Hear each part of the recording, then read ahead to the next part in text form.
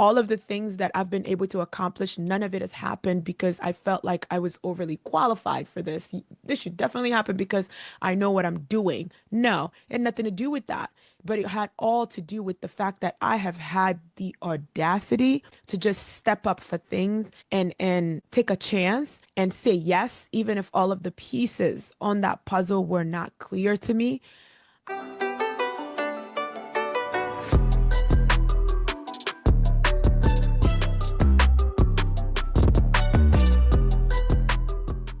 Are you juggling a full schedule but want to learn data analytics? Sparks Academy is for you. It's a fully on-demand platform built with your busy life as a clinician in mind. Whether you're just getting started or ready to take on more advanced projects, Sparks Academy has you covered with guided video, tutorials, hands-on exercises, and full-length projects that simulate pharmacy practice. Have no prior experience? Not a problem. Sparks starts with the basics and builds from there. So you have a chance to make your CV shine with a certificate of completion to help you with postgraduate applications or your next job search. Best of all, they offer an exclusive discount for students, residents, fellows, and technicians. As a trusted listener of the Success and Doses podcast, receive an extra 10% off an annual membership with promo code SUCCESS today.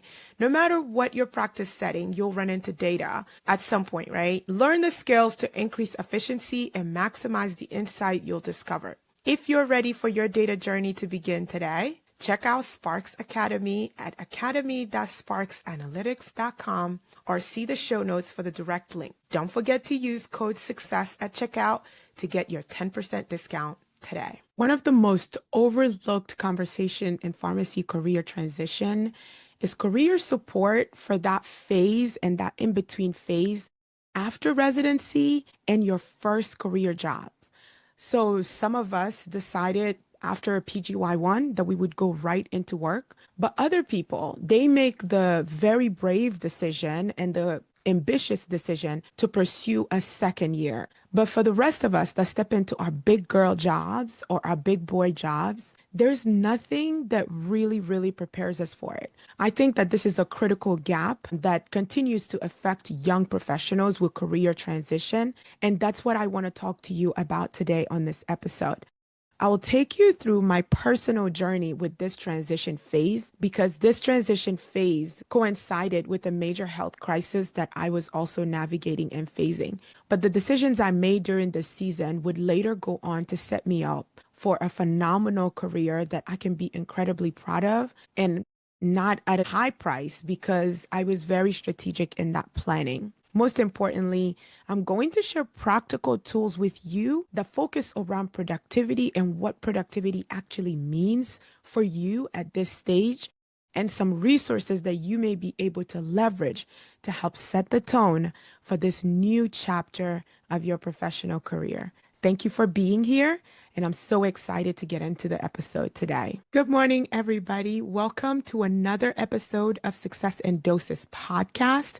I am your host, Saley, a mom, pharmacist, and entrepreneur, and I have created this podcast with the sole purpose in mind of the fact that success isn't a sprint. It is something that happens one monumental and incremental step at a time. And that looks different for everybody. And so as you navigate your professional career, I hope that you find this podcast as a place that you can come and get nuggets and really practical and pragmatic information about how you can design the best professional journey and success for you. To that end, I need you to like, subscribe, and rate the podcast. This is the only way that this podcast becomes discoverable for other folks that are also managing career transition and looking for some type of support and community around it. And speaking of community, www.successanddoses.com is our website through which you can now sign up to join the Circle of Success. This is our own corner of the internet where we are building community around this podcast and the conversations we have in this podcast, where I will continue to bring you dynamic speakers that will exclusively be for members of the Circle of Success. And I am taking inputs on what to call this community that we will all build together. On today's episode, we are talking about career transition and career transition from resident to big girl jobs or big boy jobs or resident into PGY2 resident. This is an incredibly neglected component of support for pharmacy young professionals. There's a lot out there and a lot of energy around getting the residency, keep the residency, finish the residency. But once most of you get into your careers or decide to do a PGY, there's not a lot of conversation around how to help you navigate this phase. And today, that's what I want to talk to you about. So, taking just a little step back for you to understand why I know firsthand how important this pause could be for you. My residency journey was rocked with a lot of personal obstacles that ultimately did impact how I performed as a resident.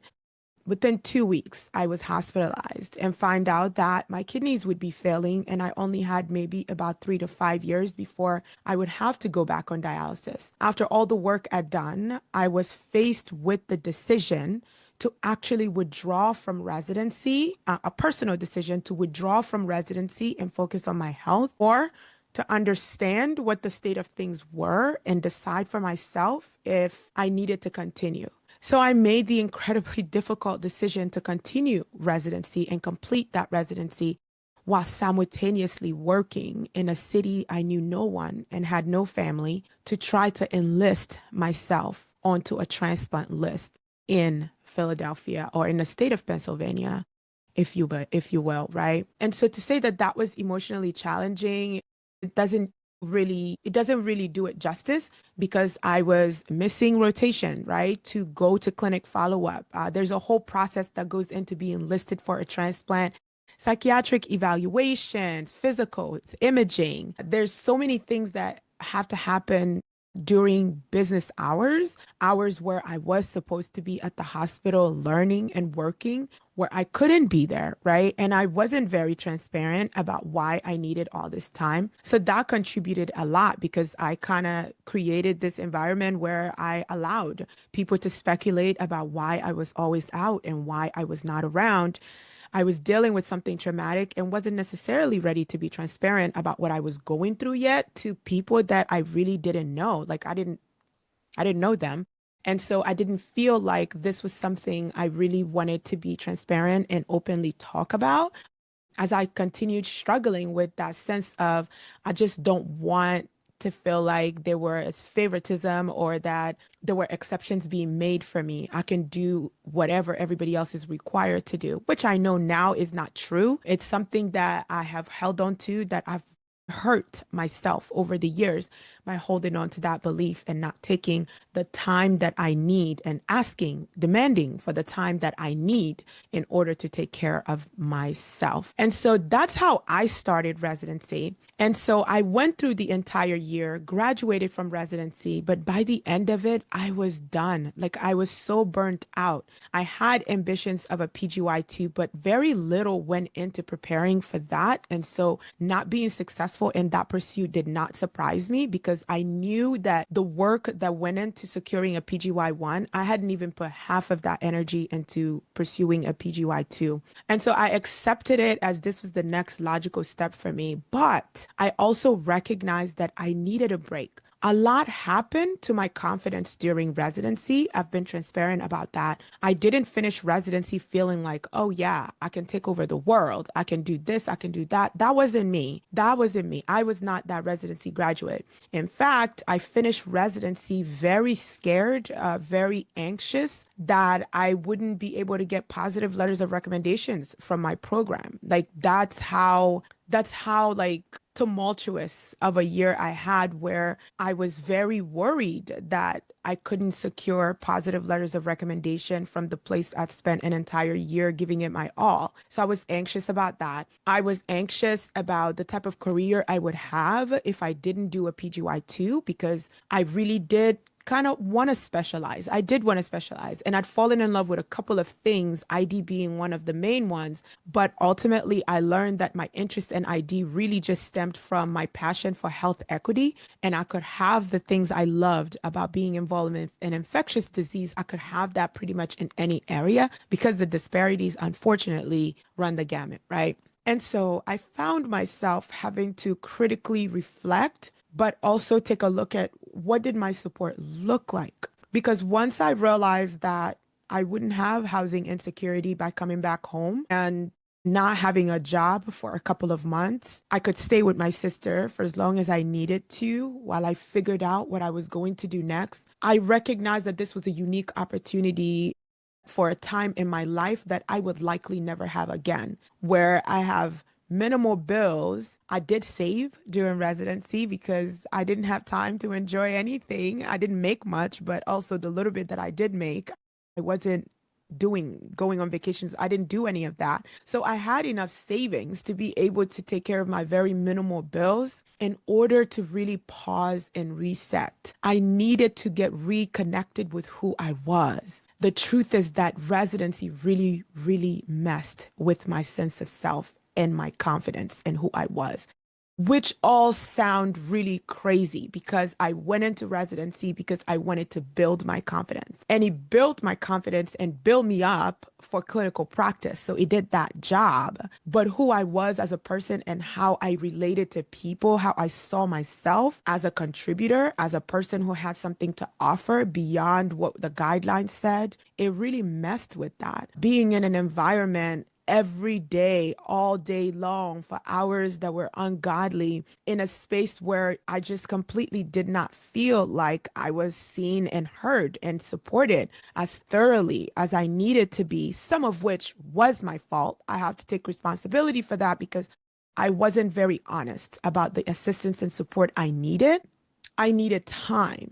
And I knew that that time wasn't going to be given to me, and I needed to take the time. So I took 2 solid months off after my PGY1. And I bummed out at my sister's house, slept for a lot, reconnected with my niece, who's just doing so many amazing things of the year I was away. And it was great reconnecting with her, bonding with her again.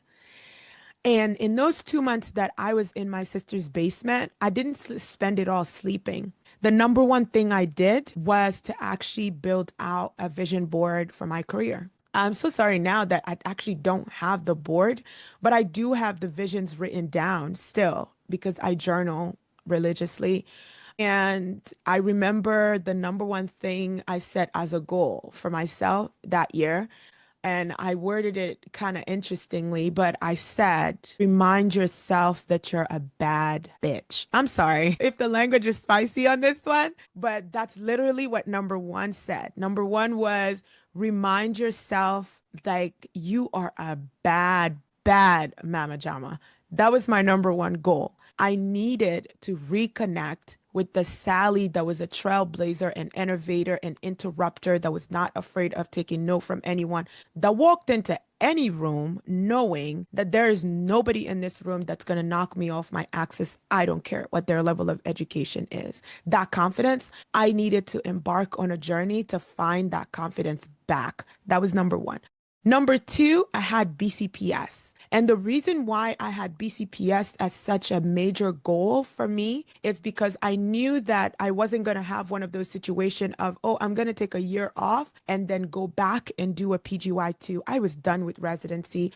I was done with this part of my professional career and residency being the source for setting me up for my next thing. I knew I was done with that, but I knew that there were other ways in which I could differentiate myself and be able to still demonstrate that I had a lot to offer, especially in the clinical arena. And I know that credentialing would be a huge part of that. So BCPS became a very, very major role. And I set a goal that I said, this time next year, by the end of July, I want to be board certified. And I did that. By March, I was BCPS certified. And so the third thing that I did in that basement in those 2 months off was to develop a structure for what I now know is my business, but it was my passion project at the time. In 2017, Resi Prep was just this thing I did because I love watching people accomplish their goals. I wanted to engage with student pharmacists in a way that empowered them to go for the stars. I want to engage with student pharmacists in a way that told them that anything was possible if they had the audacity to just go for it.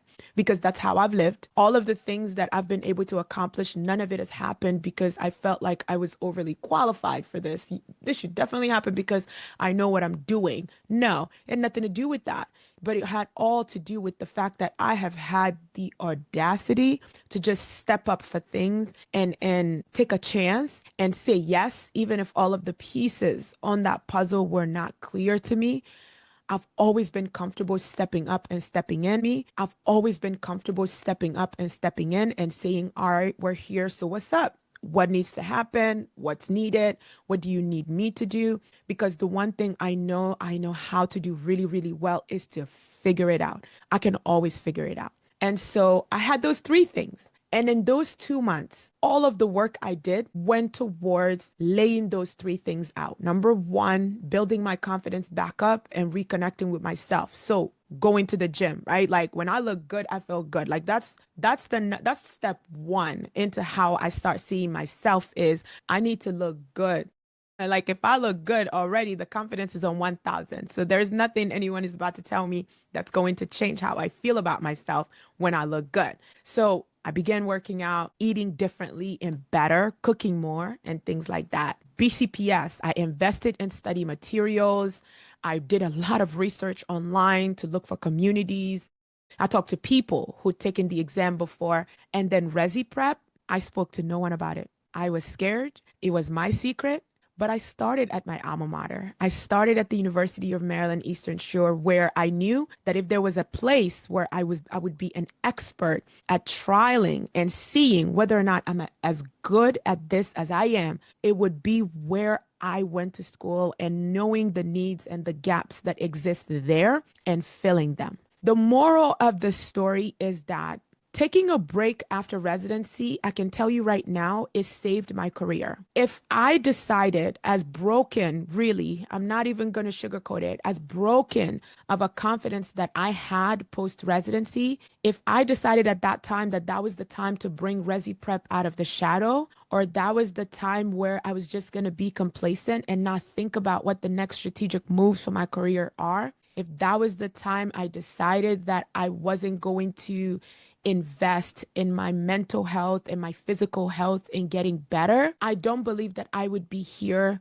doing this today, because I think that I would have just been pivoting and launching and watching a lot of what many of my peers have done, which is to jump from one job to the next, to the next, to the next, because there's no real strategy to how they are going about their careers. They're just constantly on the move, looking for the next best thing and jumping on that.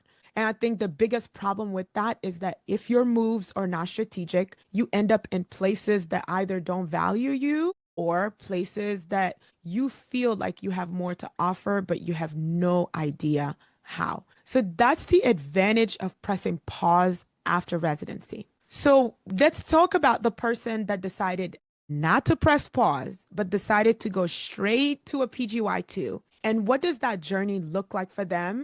And what practical and some tips that I may have for you based on all of my other co-resis that I've been able to mentor and coach through that, about some things that you may be able to learn to make that journey a little more seamless for you. For anyone who has decided that they're going to pursue a PGY2, my hat's off to you. I admire that type of clarity of purpose and mission and drive with understanding exactly what it is you want for your career. I wish you all the best, and we need more of you to go into PGY2s, right? But I think one of the biggest challenge that many people who do PGY2 faces, especially if you don't complete your PGY2 in the same institution.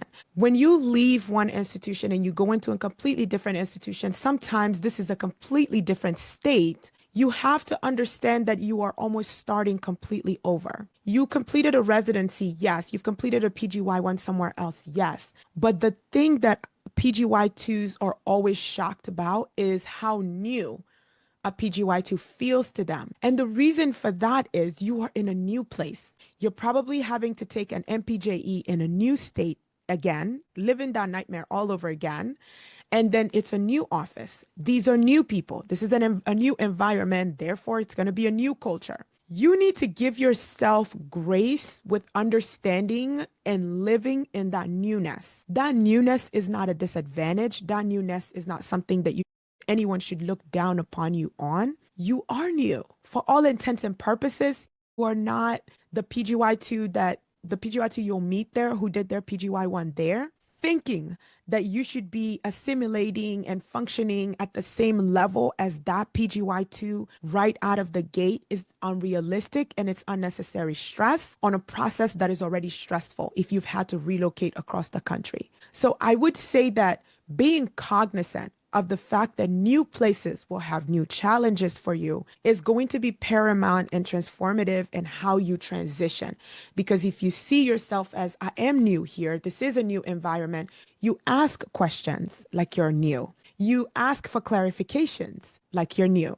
You ask for guidance like you're new. But if you come in thinking that, oh, I've already done a PGY1 and I should know this, and I know this, and I know this, those clarifying questions, the requirements for guidance, you're going to miss out on a lot of opportunities because you're not necessarily going to realize early enough that they are needed. So that's my biggest advice for you. Live in your newness for a bit and understand that new places come with new things and completely different cultures, and give yourself time and grace to acclimate to them.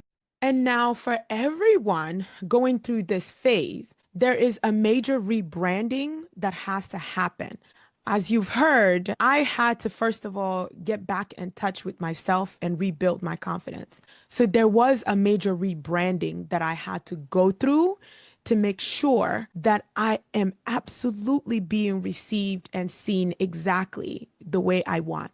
And that really, really started with asking myself the question about what it is and who I am outside of the resident title. I'm no longer a resident. So who am I without the title of resident? It was very important to do this exercise and make sure that I can clearly identify and isolate all of the different things that I am without the title of resident. And then I needed to figure out, what do I value? What are those things that matter to me? Does the credentialing matter to me? Yes. Time with my family, does that matter? Yes. Career ascension. What are the goals, right? Because immediately thereafter, I also set a goal that between now and 5 years out, I wanted to get the designation of clinical specialist wherever I was. So what are those things that I value? This is going to give birth to goal setting. And this time around, you're not setting a goal to impress. You are setting a goal because you know that these things align directly with your value and who you are. I want to strongly encourage you not to skip this step in this transition phase. And the last thing is, what is the kind of pharmacist and the kind of person I want to become? I cannot tell you how important it is to actually ask yourself this question out loud, because someone is going to emerge as you begin trying to answer this question. Do you want to start a business? Like, is that some of the answer that's going to come in here? Do you want to begin and become a content creator? Is there a particular audience you feel like there is no representation of online in the profession of pharmacy or on a larger scale that you believe you can speak to and fill that void? But the person you want to work towards becoming, very important question to ask yourself as you begin your journey to rebranding, because the title of resident is now gone and nobody's going to call you again, such and such, the resident. It's just going to be Dr. such and such, or by your first name. And you need to know what that means to you and how you're going to function in that space in receiving what that title or what those titles and labels are going to be. And so now I want to talk to you about some practical tools that you can use to help you rebuild this next chapter. I love practical tools because they are the perfect beginning of stepwise things that you need to do. And here they are. Number one, you need to begin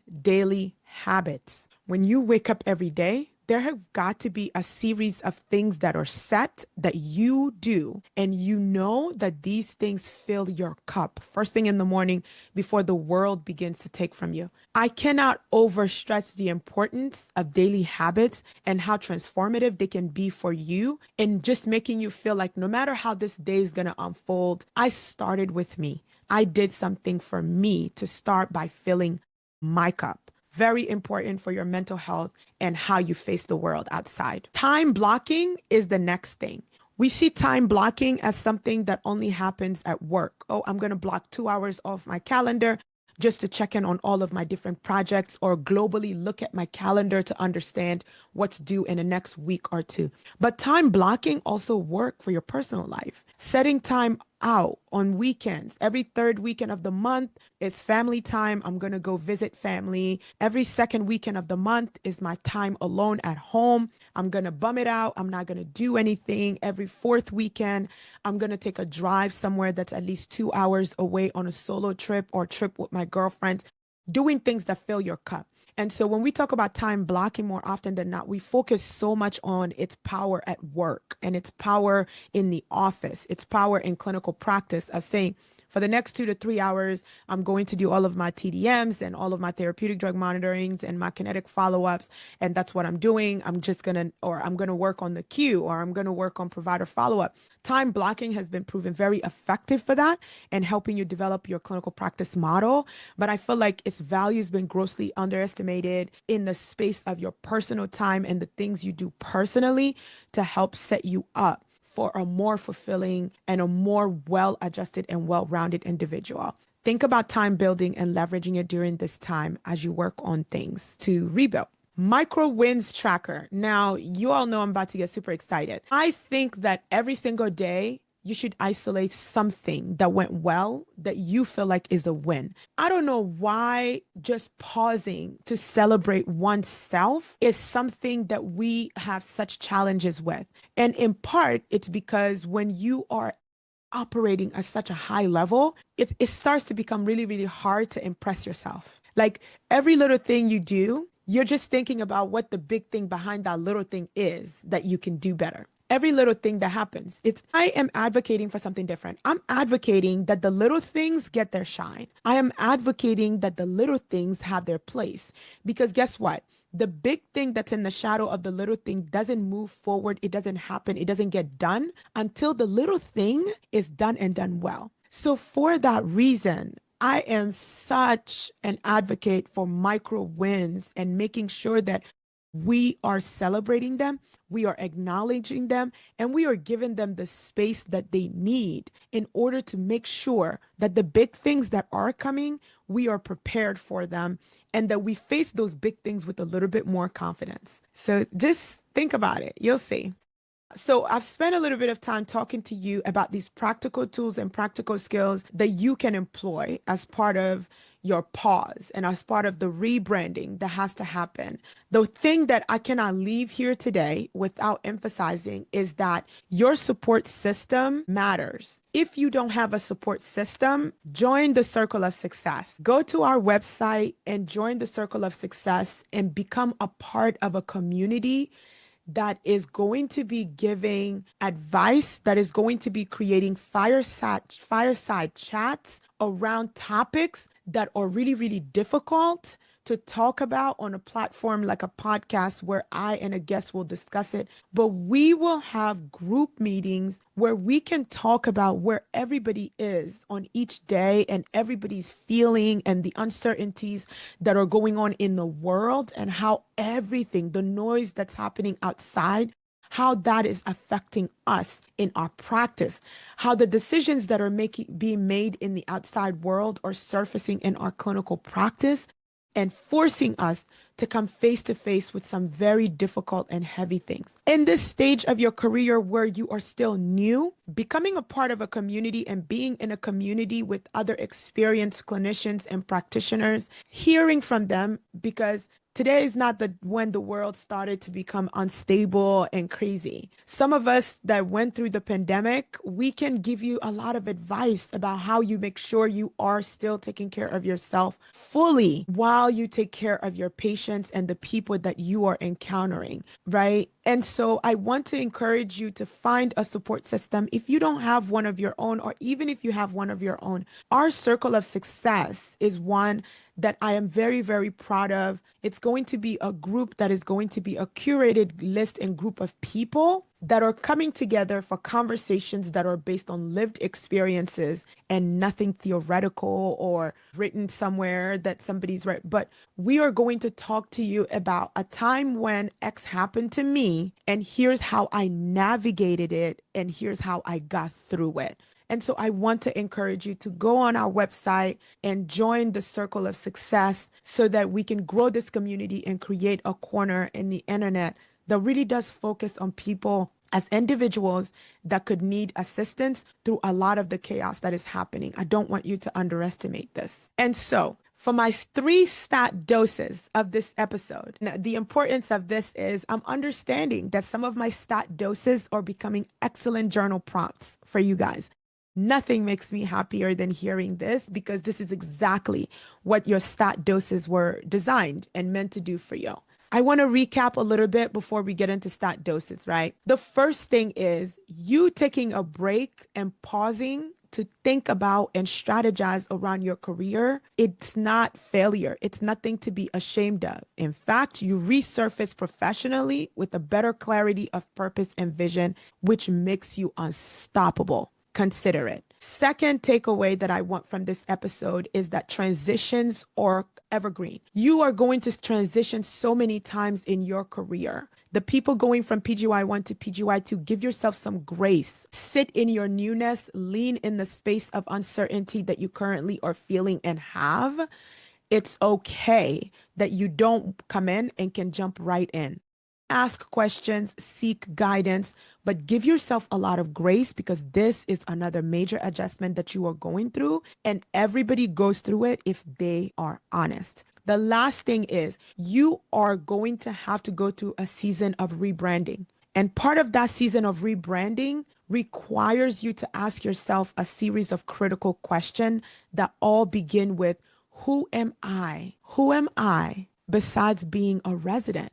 You need to figure out and be able to answer that question for yourself, because who you are and the values you espouse to yourself and those titles and those labels that you're going to come up with, that's what's going to determine where your energy goes next. That's what's going to determine what you do next. If the things that keep coming up is innovation and disruption and all, you may be leaning into and coming into your entrepreneurship era, right? It's not a pretty place, but I want more of us in it, because it is one of the most liberating journeys that you can go on. You understand what I'm saying to you? So if anything, those are the takeaways from this episode. Now, for your 3 stat doses.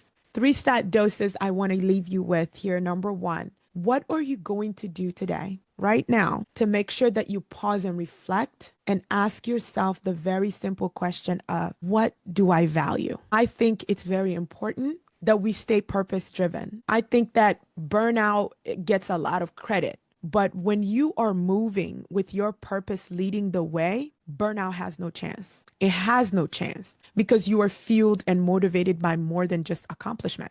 You are fueled and motivated by something else. And folks can't understand that because they haven't taken the time and energy to clearly isolate what they value and what means something to them. So for your stat dose, I really do want you to sit down and think about it and isolate, what do you value the most? Stat dose number 2 is rest should have no shame attached to it. You deserve to rest. If you've been a person who just graduated from residency after being in school for a lifetime and you don't really know who you are outside of being a student, outside of being somebody's learner, I strongly recommend that you take a minute to actually connect with yourself, to know What type of pharmacist do you want to be in this world? What type of patients do you believe you will have the most impact on? I think that taking time to think and coming up for air to reflect and then going back, it comes right back to that strategy that is so necessary at this level because there is no blueprint anymore. From here on out, it is just about what you envision and what you want to do and how you want to do it.